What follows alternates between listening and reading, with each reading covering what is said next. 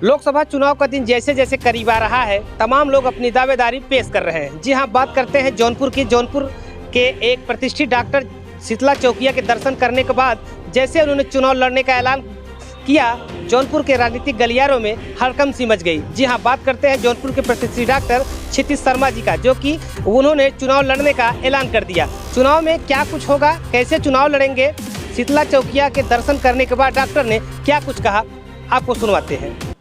सार्वजनिक जीवन में प्रवेश करने के पहले माता की अनुमति ले रहे हैं। कहने के लिए तो बहुत कुछ है, लेकिन आज पहला दिन सार्वजनिक जीवन का, मैं एक नई जीवन की शुरुआत करने जा रहा हूं आज से। अभी तक जितना भी समय बीता है, पिछले 25 साल 30 साल सामाजिक सेवा में ही, सामाजिक लोगों के बीच में ही बिताया है, लेकिन अब सार्वजनिक जीवन में प्रवेश करना चाहते हैं और उसी की अनुमति माँ से लेने आए हैं। किस तरह से जो है आपने एजेंडा बना के रखा है, क्या कुछ रहेंगे मुद्दे जिसके लिए जनता से मिलेंगे आप? एजेंडा पहले तो मन बनाना पड़ता है, कुछ भी करने के लिए एक संकल्प लेना पड़ता है। तो मैंने संकल्प लिया है कि अब मैं राजनीतिक जीवन में प्रवेश कर रहा हूँ, ये पहला संकल्प है। संकल्प सिद्धि के लिए बहुत सारी योजनाएं होती हैं, उन योजनाओं पर इष्ट मित्रों के साथ, परिवार के साथ बैठ कर के विचार होते हैं कि कैसे करना है। लक्ष्य नहीं बांधा है, काम करने की जो इच्छा है वो काम 100% पूरी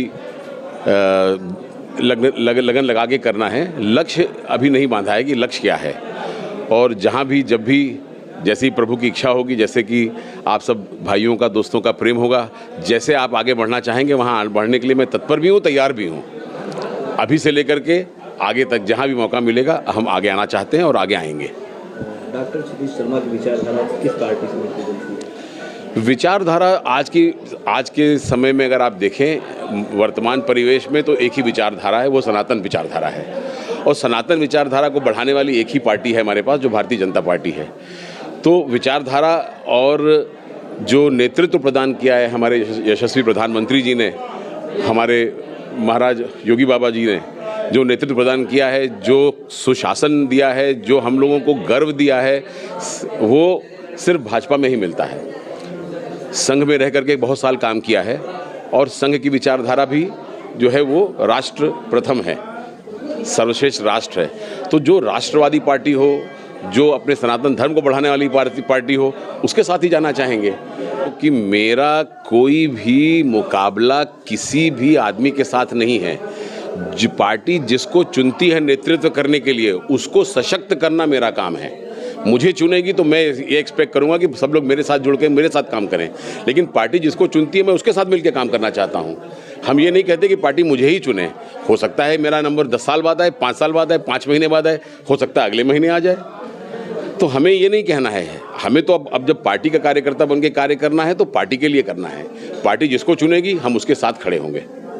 सपोज दैट कि आप चुन लिए जाते हैं और आपको जनता का प्यार मिल जाए, तो जौनपुर के लिए आप क्या करेंगे, क्या कुछ सोच रखा है? जौनपुर के लिए तो सर वो सोचा है कि जौनपुर हमारी सांसों में बसता है। जौनपुर का नाम लेते हैं, जौनपुर बारे में सोचते तो मैंने आंखों में स्वतः एक करुणा के, या ये कह लीजिए कंपैशन जो होता है, वो अपने आप दिखने लगता है, और आपको बात करते करते अभी भी दिख रहा है।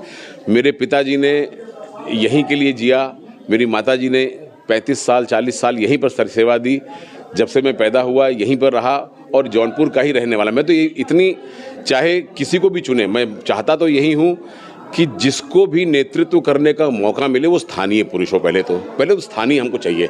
हमें बाहर से लाए हुए आदमी को ला करके हमने देख लिया 10 साल में, कई सालों में, कि बाहर से लोग आते हैं फिर वो चुनाव के बाद दिखते नहीं हैं। हमें वो आदमी दिखना चाहिए सुलभ हो। मैं वीआईपी प्रोटोकॉल में विश्वास कतई नहीं करता हूं। मैं आप लोगों से पहले भी बता चुका हूं, मुझे वीआईपी प्रोटोकॉल भी नहीं चाहिए कभी भी, किसी पद पर रहें या न रहें। मुझे कोई आदमी गाड़ी खोल के दरवाजे में बैठा है तो मुझे खुद एक आत्मग्लानि होती है। तो मैं ज़मीन का आदमी हूँ, ज़मीन से जुड़ा हुआ हूँ, आप सबके बीच रहना चाहता हूँ। तो पहली बात तो यह है कि वीआईपी कल्चर समाप्त होना चाहिए।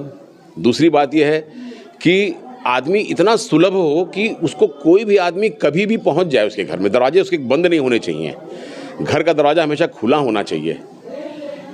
तो सबसे पहली बात तो है कि आदमी उपलब्ध हो, और जब उपलब्ध रहेगा तो जनता से जुड़ेगा।